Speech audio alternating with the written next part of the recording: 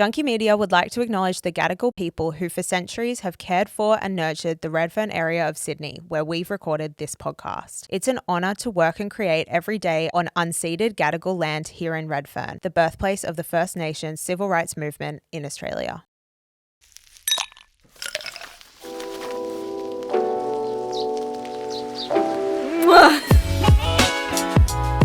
Realising that it's not that deep and that there actually are no rules. I emailed you late and I was like, poor Lucy. And then you emailed me late. And then I emailed you early. And then you emailed me. I was like, Lucy, you're our most prompt guest. Oh, we're actually here to do something? What on earth? I'm Alice Griffin, and this is Little Things, where we discuss the radical acts of self-care we practice without even thinking about it. This episode, I'm talking with the incredible actor and performer, Lucy Jingwang Dunning, about building resilience in a cutthroat industry, what happens when your creative passion becomes your full-time job, and why her little things are actually kind of the big things. Hi, Lucy. Oh, hi. Oh my gosh, Yay. welcome. So excited to have you here. Very excited. I was having a look at all the amazing stuff that you do. A little and stalk. I loved, yeah, of course, a little stalk.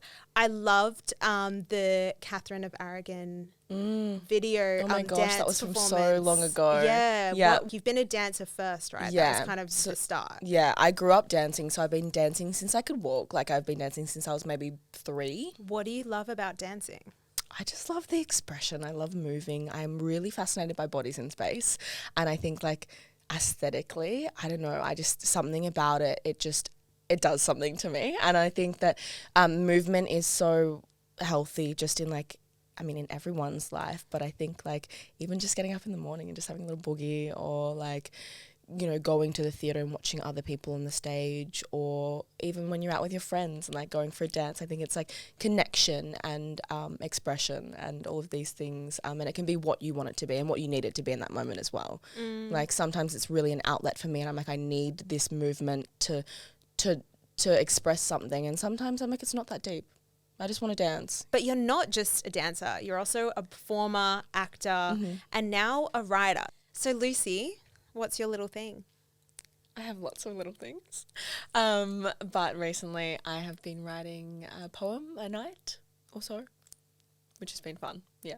How'd that start? Busy brain. You just got to get stuff down on the paper at the end of the day. Sometimes I feel like also it's a great way to express yourself. I feel like it's poetry, because it's sometimes can be abstract in nature. It's just like, it is what you're feeling, and it doesn't have to mean a certain thing to a certain person. It can be where you are at that moment in time, and where you are on that day, and what you need at that moment.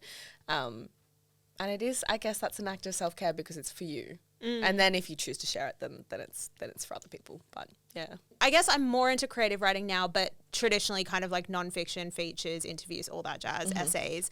But poetry has never been an area that I've explored. Yeah. What drew you to it? I think that for me, poetry is great because it is so subjective, and like with dancing, it can be what you need it to be in that moment. So you started in dance, and your mum signed you up to ballet class lessons. Yeah. And that's where kind of like the journey to being a performer and a multifaceted performer really began. Yeah. I feel like I've always been a drama queen. Like, if I'm going to be honest, I was like, no. And then I look back at, like, pictures of myself as a child. I'm like, girl, why are you wearing, like, hot pants and, like running around the stage? Like, she's always, you know, had that sort of... You were born for this. Yeah. And then I got early entry to UNSW to do politics, philosophy and economics. I got a scholarship.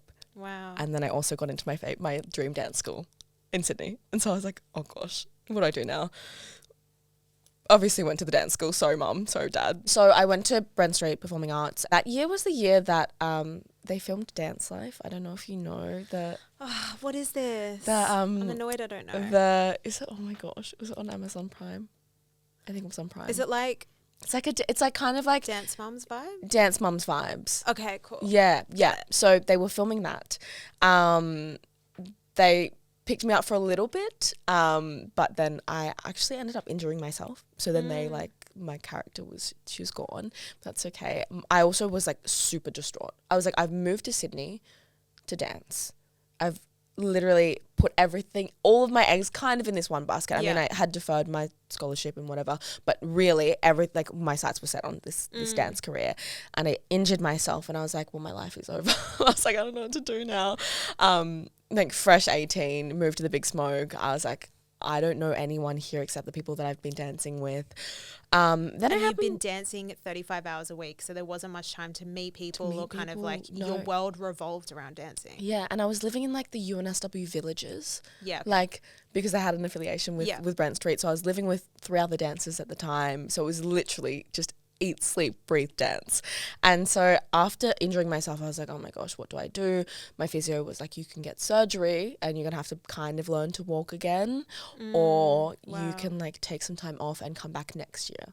And it would have just healed by itself? Yeah. Wow. Well, depending, we'd see. And so I was like, I don't know. So I was hustling, I was working 2 jobs, just so I could stay afloat in Sydney and still, you know, be around sort of the people that I want to be around. I ended up getting into this Triple J music video really randomly as one of the dancers, because the dancing was like more like backup dancing, so it was easier than doing like 35 hours a week. It was like a few hours of rehearsal and then we're on set.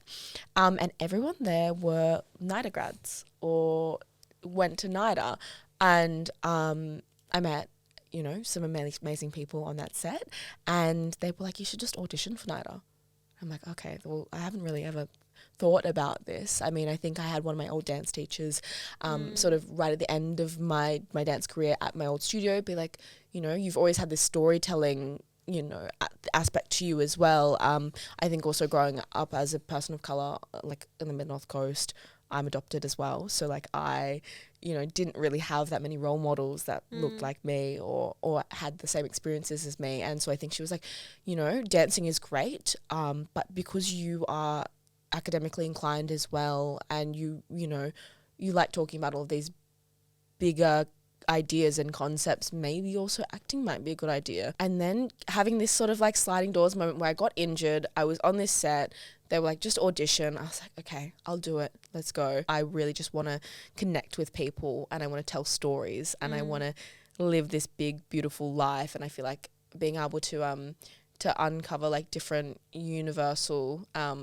what is it, like universal truths, like the human condition, all the things that everyone goes through, even if their circumstances are completely different.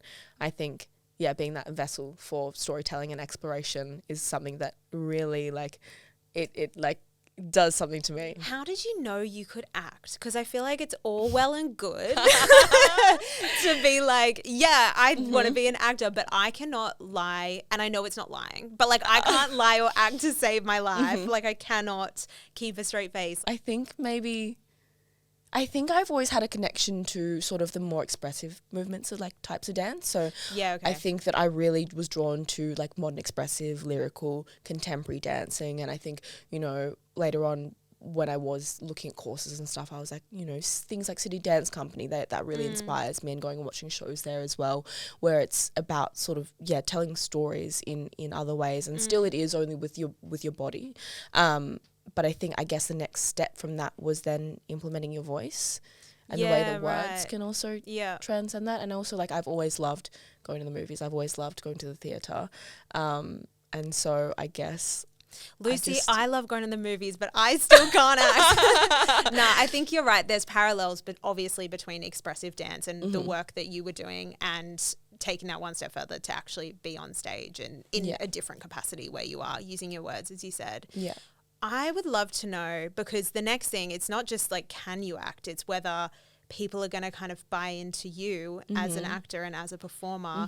You have chosen such a cutthroat industry to be a part of. And I'd love to kind of understand if that put you off at all going into it. I think I've always been quite resilient. I think when it comes to, you know, rejection, I mean, nobody likes to be rejected, but I think it is also kind of like exposure therapy. I think the more times you do things, the more you realize also it's not personal.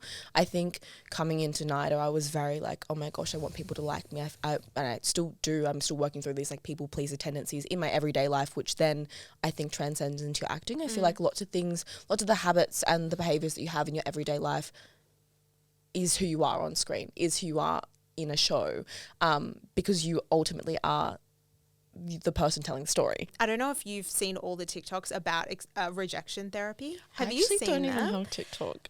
Oh my gosh, you don't have TikTok. I don't have TikTok. Wow. Yeah. Why not? I mean, you're like, get off the podcast Get right it now. No, I'm like, this is why you're writing poetry. This is telling me everything I need to know.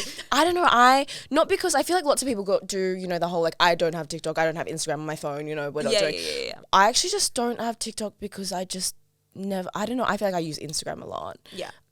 But TikTok, I don't know. I used to sort of, when I was, you know, if I first moved to Sydney, I was in my like little macro influencer phase. And I was like posting stuff in like my white fox and my, you know, whatever. There you were. Doing your thing. Getting your bag, girl.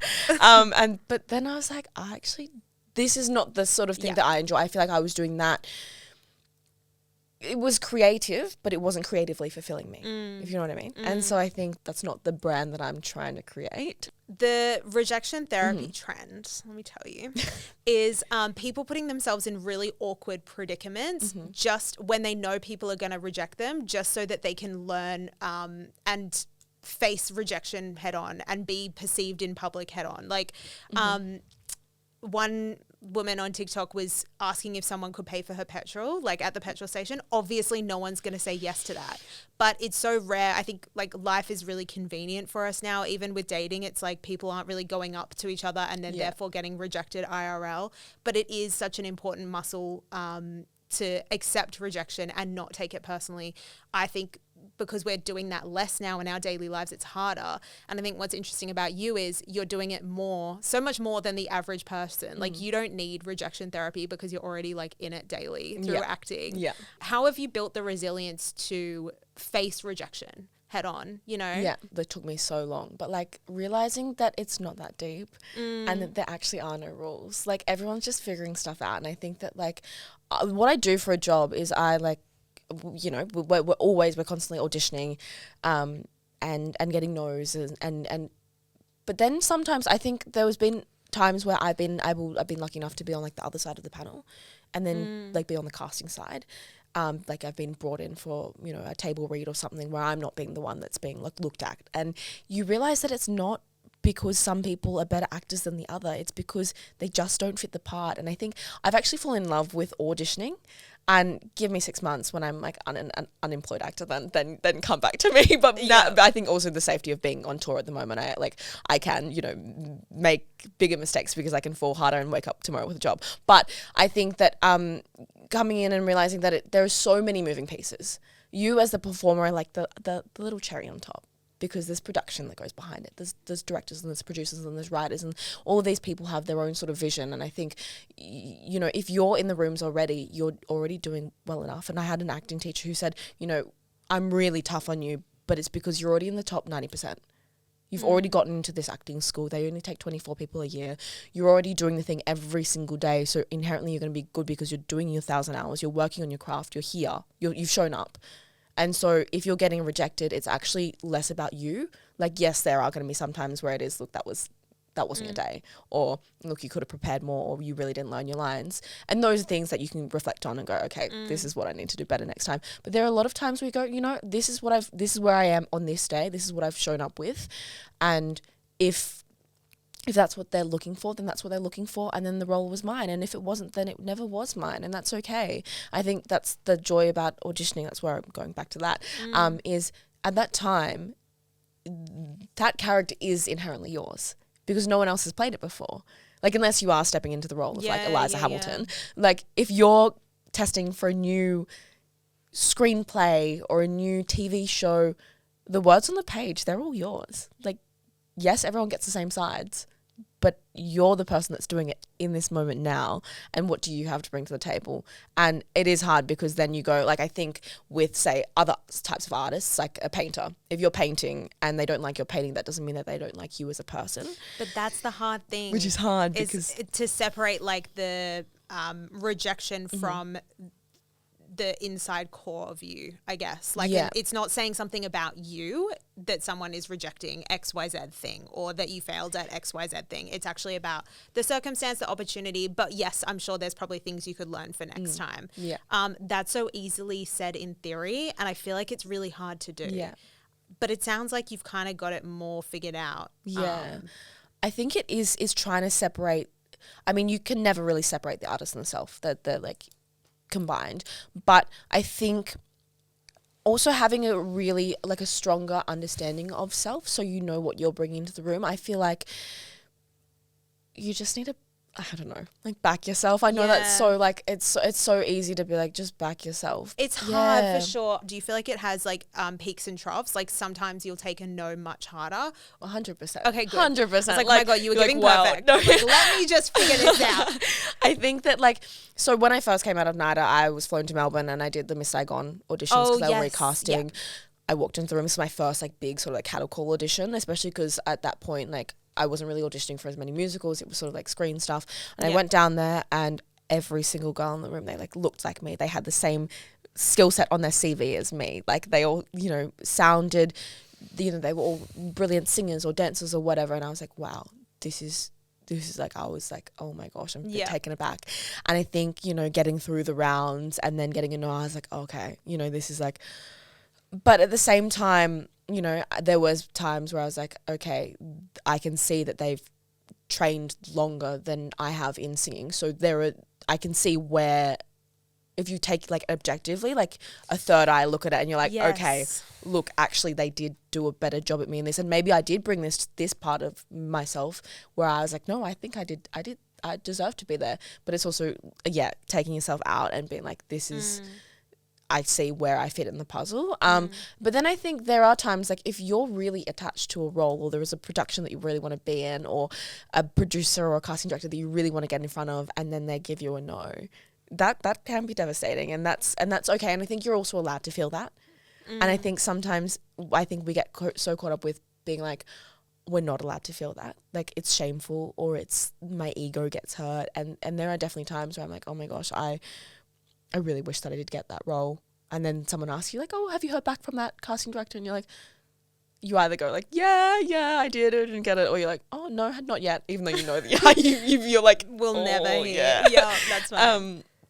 So yeah, definitely. If you're attached to every single thing that happens in your life and it becomes a reflection of you and your inherent self-worth and you use all those external forces to be validated, I mean, it's going to be a really tough, long life and you're probably not going to do anything ever. That whole puzzle analogy you shared with me really reminded me of the whole rejection as redirection theory. Mel Robbins, again, I'm sorry, it's a TikTok reference, but you have to keep up, Doc. So Mel Robbins said in another TikTok video that she trusts life to set her on the right path. Do you believe in fate in that way? There's been certain points in my life where I feel like this is really applied to me. In the moment, I was like, no, I'm you know, same, like I think especially with my dancing, that was a real big thing where I was like, I've been injured, I don't know what to do now. And then it just sort of everything sort of lined up and then I got into NIDA and now this is what I can see myself doing for the rest of my life, like acting in this way. And I feel like that to me is, you know, it's unlocked a different part of me that maybe I wouldn't have thought about, or at least not until down the track if I just kept going just with like the performing through dance. I think also even, you know, with the job that I'm on now, I was with an agent previously who I worked with for a little bit of time, and I just felt like there were some creative sort of differences, and I ended up leaving her. And straight after I left her, I booked this job that I'm currently on now, and it's an 11-month contract and it's acting work. And so I think that, you know, at the time I was so distraught because I'd come out of drama school being like, so many people fight for agents and I've got one and it's just not working. And I don't know, I don't have any legs to stand on. I'm new, I'm fresh into the industry. Like, what do I know? But I was just sort of following my gut and going, actually, no, I feel like this just isn't the right fit for me at this point in my life and I need something else.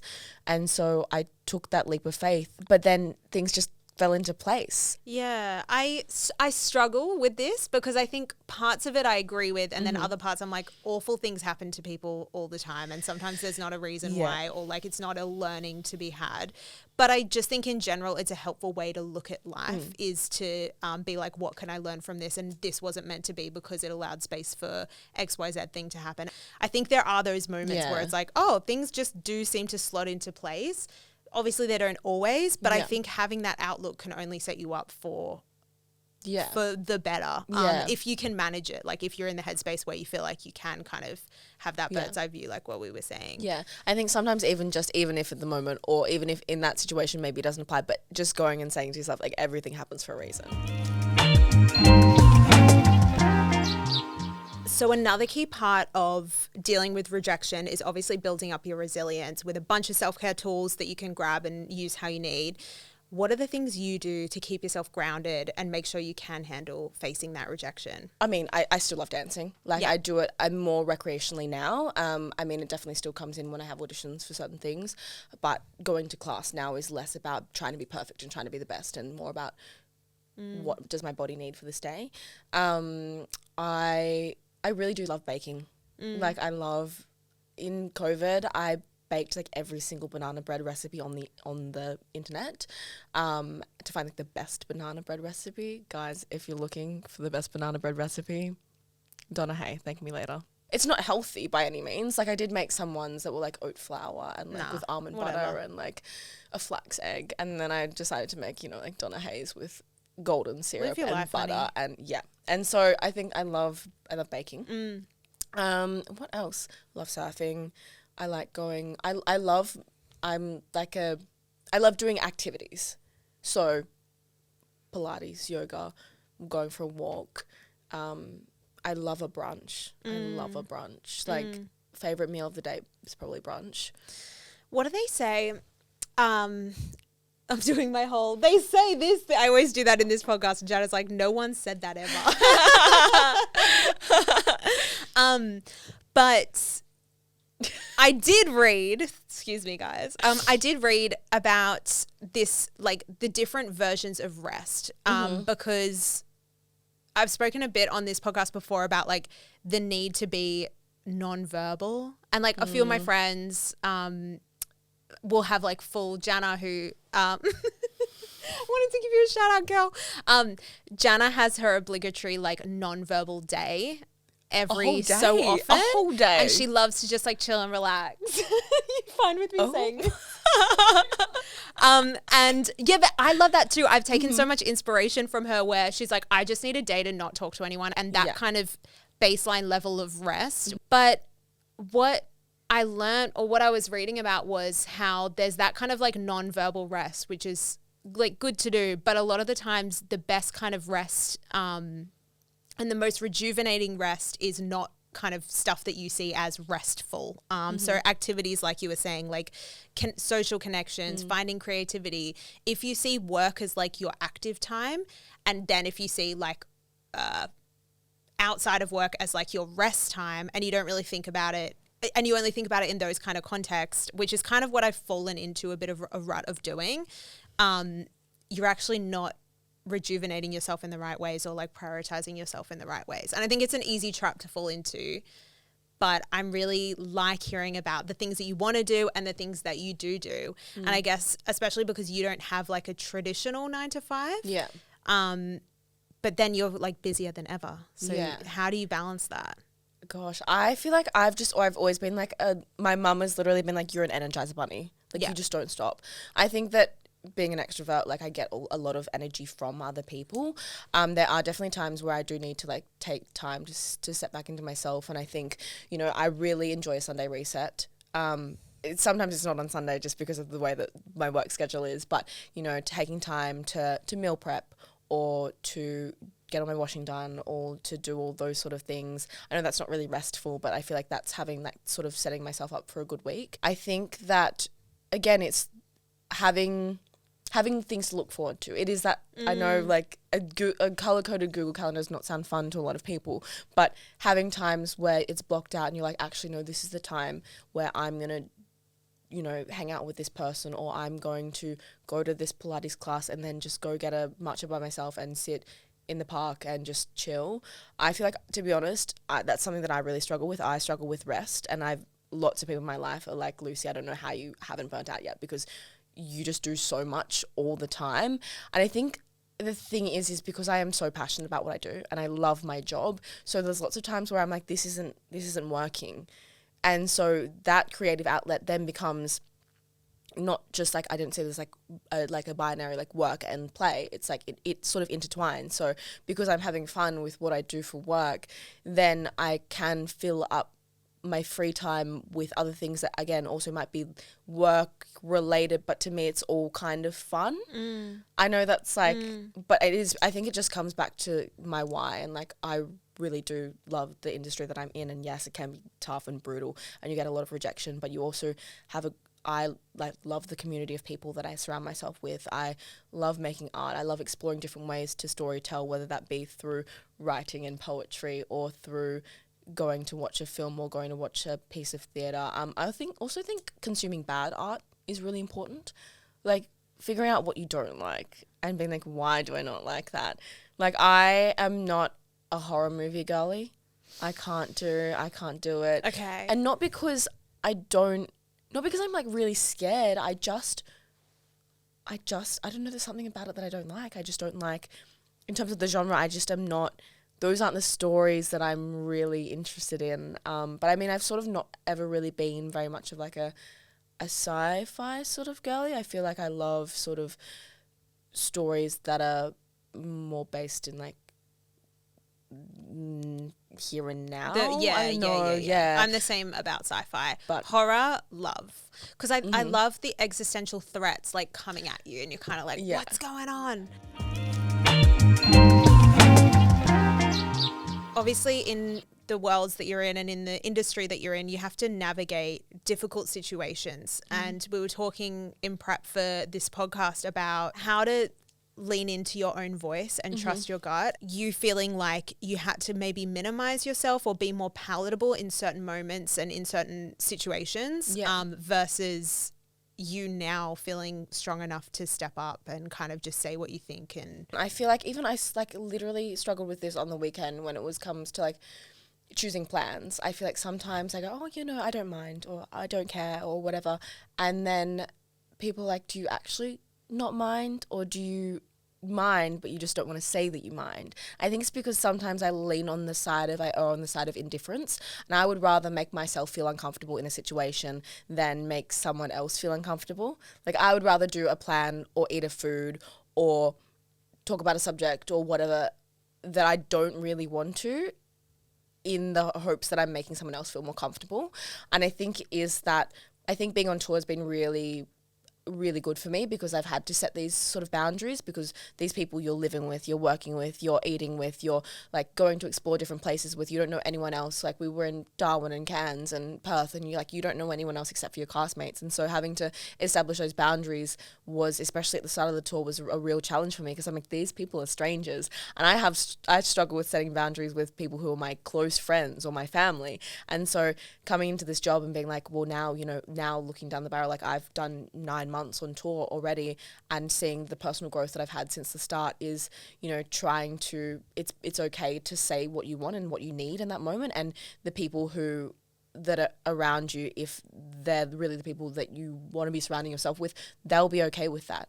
And sometimes the hard conversations are actually the ones that make the relationship stronger, because you come to the table being like, this is what I need, this is what I want, in this moment, and then they can come back and be like, this is where I'll meet you. And so I think that's really, I think that's been a big shift for me, is actually trying to like put my foot down. And still I really struggle with it. I think even in acting classes, like I've just been to this workshop, and the only note that I really got was like, I just need you to be bigger. I just need you to take up more space. I just need you to be a badass and like take up that space. And he goes like, I can see that you're quite confident and you're extroverted and you're outgoing, but the way that you're speaking to me now, as I'm giving you notes, is taking up more space than when you were in the scene. And you just need to bring that forward, because it's not, and I think that was then me, I came back and reflected upon that. I got a bit emotional as well, because I was like, I think it's not that I've been told in my life that I'm too much. I think it is that I'm scared to be told that. Like it's the self-censoring thing. I'm trying to make myself more palatable when I don't even know what, like I have this idea of the repercussions that are going to be had if I do speak up and stand up for what I want and what I need, or if I am like, hey, this is who I am, this is unapologetically me. If you like it, then you like it, and if you don't, you don't. Because I think for so long in my life I've been a people pleaser and been like, look, I really want everyone to like me, but then no one, it's kind of like the jack of all trades but the master of none. Like if everyone kind of likes you and they feel indifferent about you, that's okay. But I feel like I would rather now be surrounded by people who, you know, really support me and back me in my creative endeavors in my personal life. Not everyone is going to like you or can like you, and if you want to take up space and if you want to pursue like whatever creative thing you want to pursue and you want to establish boundaries, that will probably lead to some people not feeling that you're not their cup of tea. And again, with the rejection thing, it's kind of like, are you going to be navigated off kilter because you hear feedback that someone doesn't like you, or are you kind of going to stay the course and have the grit to be like, no, I think I'm really clear on who I am and what I'm doing, and I know I'm living by the values that I set, and I know that those values are in line with like what I think is right societally and all of that. So I'm going to continue on the path that I'm continuing on, versus taking on feedback that is like super helpful, and being able to distinguish the difference I think is important, and who those voices are that you're going to listen to in those moments. Yeah. The other thing that I thought was super interesting around what you said was, I mean, women being too much and the fear of being too much. I've been really lucky to be in equitable workplaces and all of that in relation to me. But it's just interesting that I think where we're at now, or where I'm at now, is those may not feel those external kind of pressures put upon us in the same way, or get that external pushback as a woman in creative fields. But internally, like we have internalized some of that kind of like what's come before and the trauma that's come before, and kind of, the self-censoring, I think is like definitely something that is present. I don't even probably know half the time when I do it. No, but it's more for me, less like self-censorship and maybe more self-questioning and like being like, am I on the right path? Is this the right thing? Whatever it might be. I mean, I had an acting tutor who also is like, a mentor of mine, and he came, I guess it's not as much with like being a woman, but in terms of he's like a person of color, he's Asian, and we were sitting down and we were talking about, this is when I was, just about to leave NIDA, and talking about agents and talking about different ideas, and I was like really freaked out. I was like, I don't know what to do. And he was just like, Lucy, there is, for most of my career, I've played, doctors and taxi drivers and checkout people, and I've been the side character and I've been the funny Asian man. And he's like, there has been so much change in the last few years, and obviously still places to go, but he's like, I just want you to know that, like you're deserving of this place in this room, and whatever you go after, like stick to your guns, and like it's meant for you. You have a place in this room just as much as anyone else. Which is funny because like there's even censorship up in that sort of top level, is like they're the ones that are producing and greenlighting all of these things, and it's like they want these sort of people up here want to be palatable to the other people up here, so that then they get funding for that, and so then they can create the stories, and then it trickles down into the stories that then end up getting like pushed out into the media, and it's like that feedback loop, and it's wanting to make change, but then also don't stir the pot too much, because we still, there is still like a lag on that end, and you want to create all these new dynamic stories which like really unearth different sort of human truths of things going on right now in society, and it's hard to toe that line between, wanting to appease the masses, but then also tell something that's super important and powerful that you think needs to be said now. And it's towing that line. So poetry's been your little thing for a while now, but you actually wrote a poem called Palatable. When did you write this?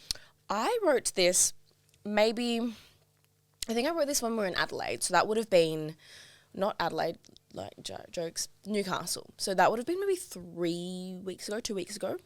Yeah. I don't know. I think I write lots of my poetry also when it's dark outside, when it's like, for some reason, it hits midnight and my brain is like, yes, this is what we need to do right now.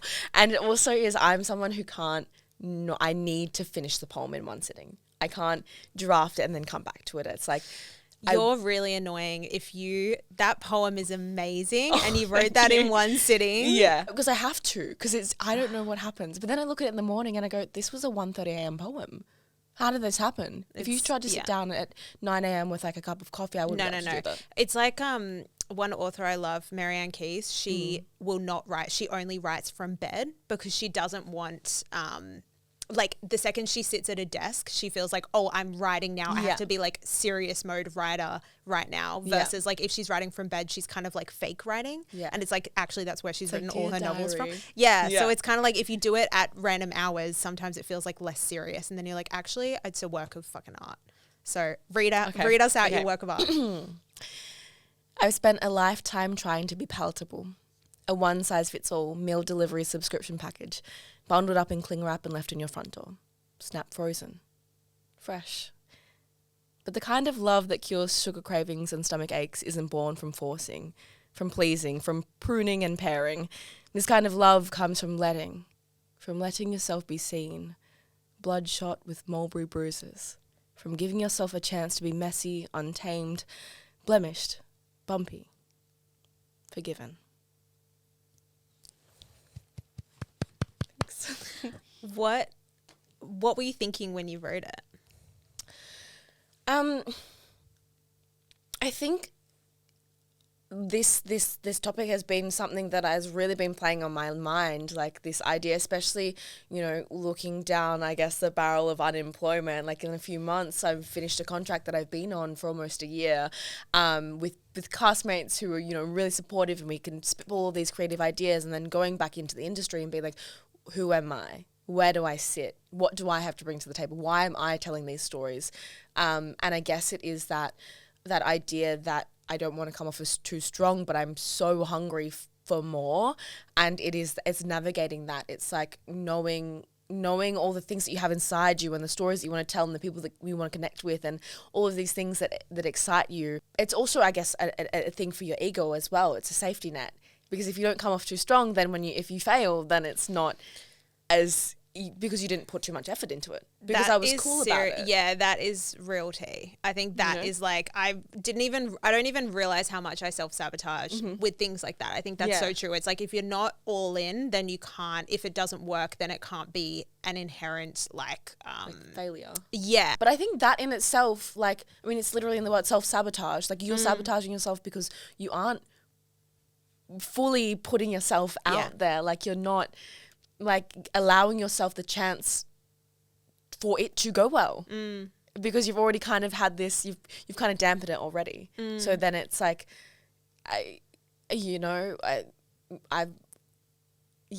it's half cooked. You're like, I don't know if it's not my, it's, if I'd given it everything, then it would have worked. Yeah. Whereas if I gave it everything and then it didn't work, then it really is, you're not good enough. You're not good enough. Yeah. You're like, I don't know if I'm ready for that, guys. If someone wants to start writing, what advice would you give them? How did you start? Just start. I knew you were going to say that. So annoying. Just do it. Just do it. I think, actually, genuinely, I'm a big fan of a piece of butcher's paper. Whoa.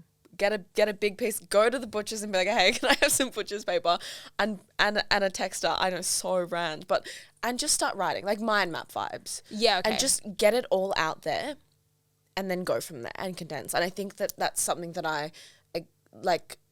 You just need to get it out. Don't try to make it perfect. Don't be like, oh. I think also what I really like to do is have certain points where I'm really strong on what I want to say. The way that I'm going to say it, I don't know how it's going to turn out. I don't know how it's going to look, but I know what I'm saying and why. And then I think that sort of comes from there. But yeah, big fan of a piece of butcher's paper and a texter and a dream. But when it comes to poetry or any other sort of writing, I just go. Pen to paper? Pen to paper. What makes a poem? Literally in one of our shows, we say poetry is any crafted language. So I guess poetry is whatever you need it to be, whatever you want it to be. I feel like you can write a haiku and you can write a sonnet and you can write something that's, has rhyming couplets, or you could literally just write in free verse and write whatever you want, which is kind of where I follow. I just I don't feel like, I feel like the structure comes in sort of afterwards when it comes to like editing it, but I think all the thoughts just go out onto the page, and then if there happens to be some fun like alliteration or like a rhyme, that just happens, and then that comes in the afterthought. But I think that if I'm doing that while I'm writing, there's too much self-editing going on and I just like get overwhelmed. So I think it really is just poetry is what you want it to be, and I feel like for me a lot of the times it is just this sort of like emotional outlet, or lots of different things that I'm thinking of, lots of feelings that I have, or just because I want to create something fun, something new, something different. See, I like writing within a structural framework. Yeah. I know what I'm like, I have different creative ideas, but I know generally like where things are kind of going to go. And so to just be like, it can be whatever you want. I'm like whoa, as an editor, I'm like, whoa.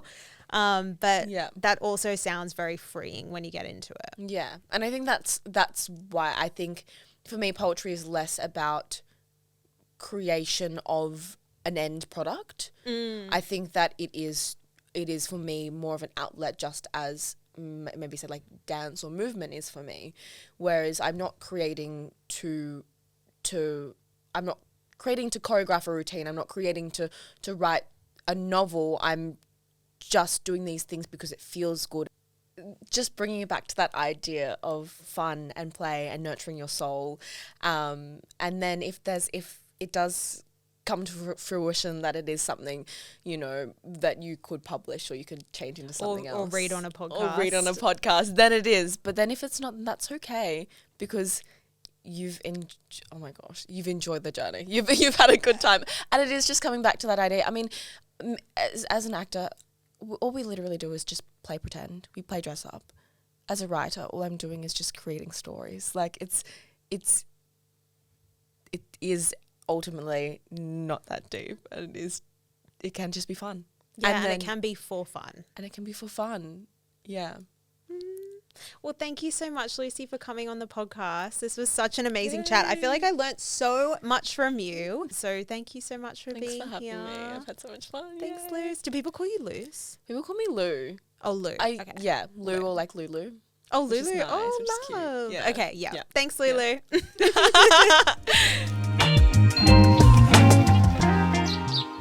I just finished my chat with Lucy. It was an incredible chat because it made me realize some of the patterns that I'd kind of been falling into, particularly over even just like this past week, around taking what are perceived kind of like failures or perceived rejections and internalizing that, and that impacting kind of like my own self-worth. I go through phases of doing this. Sometimes like it's completely sweet and I'm fine, but it's funny how in speaking to Lucy, I realized, oh yeah, I've kind of fallen into some of that kind of my classic negative self-talk stuff, and kind of let small things permeate my inner self and understanding of, and my own kind of sense of self-worth. So what I really liked talking to her about was how if there are like perceived failures, perceived rejections, it's really not about you, and it's kind of a little bit self-centered to be like, oh, this rejection or this small thing is actually about me, and I'm going to make this about all the things that I do wrong or whatever, or I don't get right. I liked chatting to Lucy because she kind of like brought me back down to earth a little bit, and having that kind of like bird's eye zoomed out view and being like, there's so many different reasons why certain choices are made, or why certain things happen or pan out, or why people might be behaving a certain way that actually has nothing to do with you. And it was really nice to get out of my head and kind of like have someone come to my shoulders and kind of be like, stop it. And she didn't even realize she was doing that, but she was. And I also really loved hearing about rejection as redirection, and like her view on the fact that sometimes if you don't get something or if something doesn't work out, it's to kind of nudge you. It's life's way of nudging you in a different direction, so that you can kind of follow something up that you maybe didn't even consider before, like whether that rejection actually led you somewhere else that was more important, and like whether kind of life offers you those like avenues. I don't know. But I think it's a really nice way of looking at it. I think the way that Lucy's able to detach from rejection and has such a strong sense of resilience is because she knows who she is, and she taps on the little things that really set her up to always check back in with herself and know who she is. The fact that Lucy is sitting there at 12:30 a.m. writing this like crazy, inspirational, interesting, evocative poem about being a woman and being a woman of color and having to be palatable in the industry that she's in, and she bashes that out in one sitting. It's just like kind of incredible. Writing to not achieve anything, when it's so tied to your work, writing just for the fun of it is like something that I'd love to do more of. But I've been so caught up in my head of like, I do this all the time for work. On the weekends, I kind of just like want to be nonverbal, chill, sit, like walk, do anything other than kind of sit down and write. But if I reframe it from being like this is writing like how I write at work, which I also love, by the way, but I just don't want to do it 24/7, versus this is just a way for me to express myself, then I think I could unlock that part of myself that I've kind of held back on or not given time to of late. So speaking to Lucy's kind of renewed my excitement about making more time for that, and also reminded me of all the ways that I do actually do those things. And I'm really excited to share more of those thoughts and kind of reflect further ahead of a panel that I'm speaking on at the Emerging Writers Festival called Creative Chaos on September 14. If you want to come see us, where we're going to be talking about, our creative process, how creatives find time to be creative and carve out space to write. So maybe I'll see you there. Thanks, guys. Bye. This episode of Little Things was executive produced by Alice Griffin, that's me, and Jannah Anderson, and produced by Natasha Lau.